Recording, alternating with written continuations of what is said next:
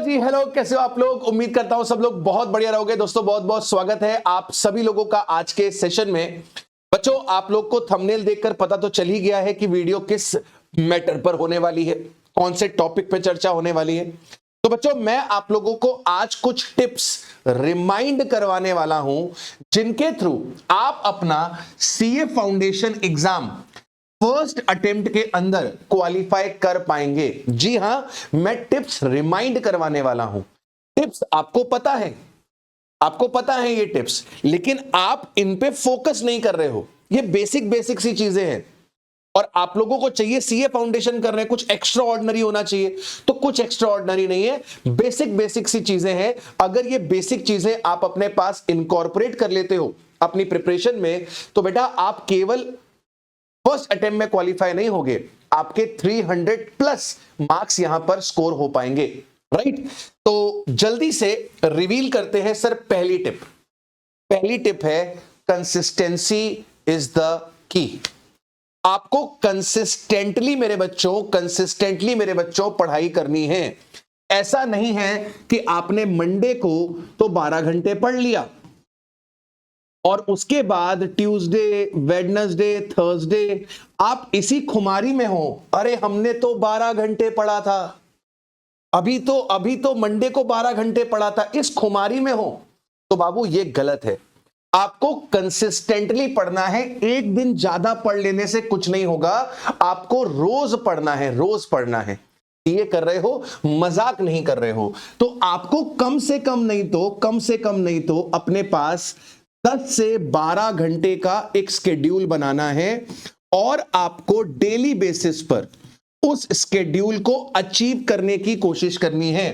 तो जब आप 10 घंटे का शेड्यूल बनाओगे तो आपकी इफेक्टिव स्टडी 8 घंटे की होगी, और जब आप 12 घंटे का शेड्यूल बनाओगे तो आपकी इफेक्टिव स्टडी 10 घंटे की होगी।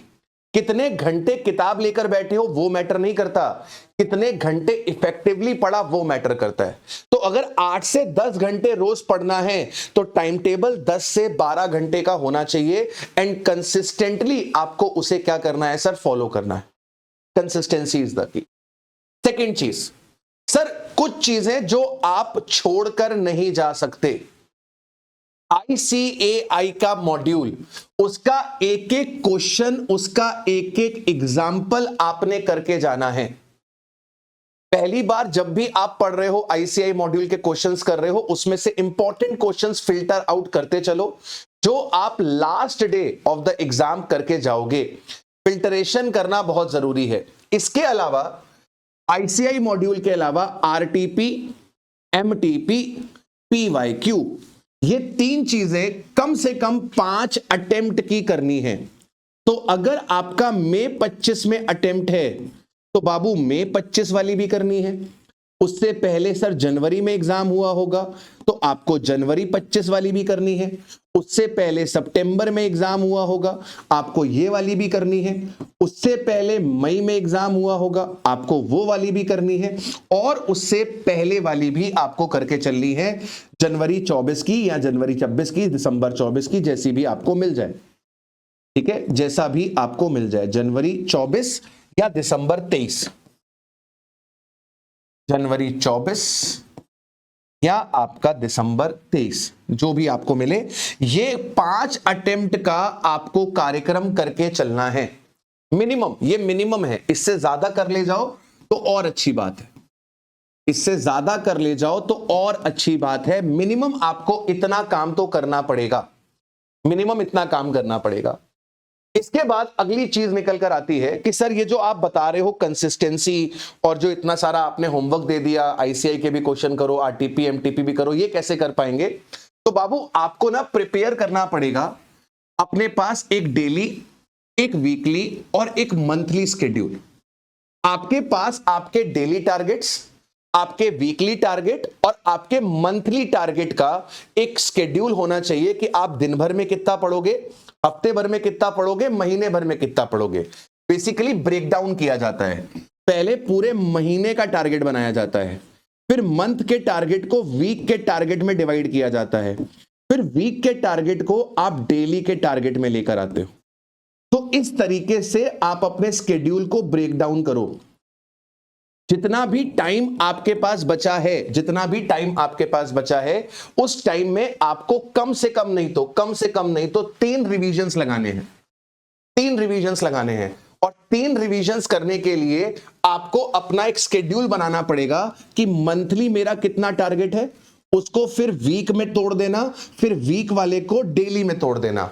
एक एड आई थी टीवी पे, ठीक है, स्मॉल मिलाते जाओ और लार्ज बनाते जाओ, ठीक है।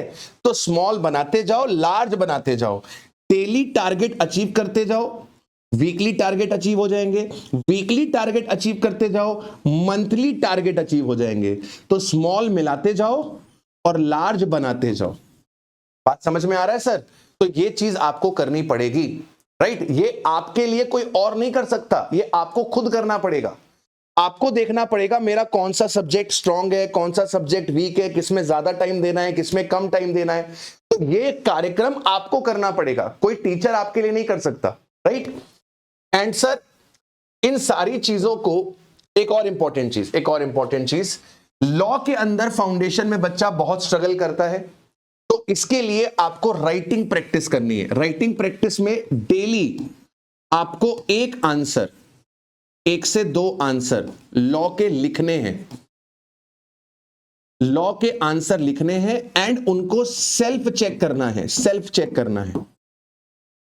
करना है ICAI मॉड्यूल से, राइट। जैसे मान लो मेरे पास आरटीपी है, आरटीपी में contract, what are the characteristics of contract, या what are the exceptions of contract, XYZ कोई भी टॉपिक है, तो मैं उसका आंसर अपने आप लिखूंगा और फिर उस आंसर को ICAI मॉडल आंसर से चेक करूंगा, क्या मैंने वो सारे पॉइंट्स अपने आंसर में इंक्लूड करे जो ICAI के मॉडल आंसर में हैं। ये सारी चीजें आपको क्या करनी पड़ेंगी, देखनी पड़ेंगी, चेक करनी पड़ेंगी, सेल्फ चेकिंग करनी पड़ेगी कि जो मैंने लिखा है और जो ICAI में लिखा हुआ है, ये दोनों चीजें मैच हो रही है कि नहीं हो रहे। सारे पॉइंटर्स जो आपके मॉड्यूल के आंसर में है और जो आपने लिखे हैं वो आंसर मैच कर रहे हैं कि नहीं कर रहे। देखो, आप लैंग्वेज मैच नहीं कर पाओगे, आप एग्जैक्ट लॉ की लैंग्वेज उतार कर नहीं लिख सकते। आपको जो लॉ की वोकैब्स हैं वो लर्न करनी पड़ेंगी, और आप अपने वर्ड्स में आंसर लिखेंगे और उस आंसर को आप मैच कराने की कोशिश करेंगे कि सारे पॉइंटर्स मेरे कवर हो पा रहे हैं कि नहीं हो पा रहे। एंड सर, ये जितने भी पॉइंट्स मैंने आपके साथ डिस्कस करे, ये पॉइंट्स कि 10 से 12 घंटे का स्केड्यूल बनाना है, कितना पढ़ना है, कंसिस्टेंसी रखनी है, ये सारी चीजें कब आएंगी, जब आप अपनी लाइफस्टाइल को सुधारोगे। आपके सोने का टाइम और उठने का टाइम फिक्स होना चाहिए। किस वक्त आप रात को सो जाओगे और सुबह आप किस वक्त उठोगे, ये आपका एक फिक्स होना चाहिए। लाइक अगर आप रात को 11 बजे सोते हो तो आपको सुबह 6 बजे उठना है, 12 बजे सोते हो आपको सुबह 7 बजे उठना है, 1 बजे सोते हो आपको 8 बजे उठना है। आपको 6 से 7 घंटे की एक साउंड स्लीप जरूरी है, तभी आप अगले दिन मेहनत कर पाओगे। इसके अलावा आपको दिन में 30 मिनट्स अपने बॉडी के लिए निकालने हैं। या तो आप 30 मिनट एक्सरसाइज कर लो, या तो आप 30 मिनट वॉक कर लो, योगा कर लो, साइकिलिंग कर लो, कोई स्पोर्ट्स खेल लो, लेकिन 30 मिनट्स की physical activity is mandatory. And अपना जो ईटिंग हैबिट्स हैं उसे आपको सुधारना पड़ेगा, उसे आपको हेल्दी करना पड़ेगा। हेल्दी खाना खाओगे तो ही फिट रहोगे, मोमो शोमो खाओगे बीमार हो जाओगे, परेशान रहोगे, राइट। तो थोड़ा सा संतुलन आपको बनाकर चलना पड़ेगा। मुझे ऐसा लगता है कि सर ये सारी चीजें अगर आप इनकॉर्पोरेट करते हो तो you can easily achieve your desired result. केवल CA फाउंडेशन नहीं, जीवन में कोई भी इम्तिहान होगा, कोई भी मुसीबत होगी, अगर आप कंसिस्टेंटली उसके लिए काम करोगे तो आप उसको अचीव कर पाओगे। आई होप ये वीडियो आपको अच्छा लगा होगा। मिलते हैं नेक्स्ट वीडियो में। Till then take care of yourself, bye bye.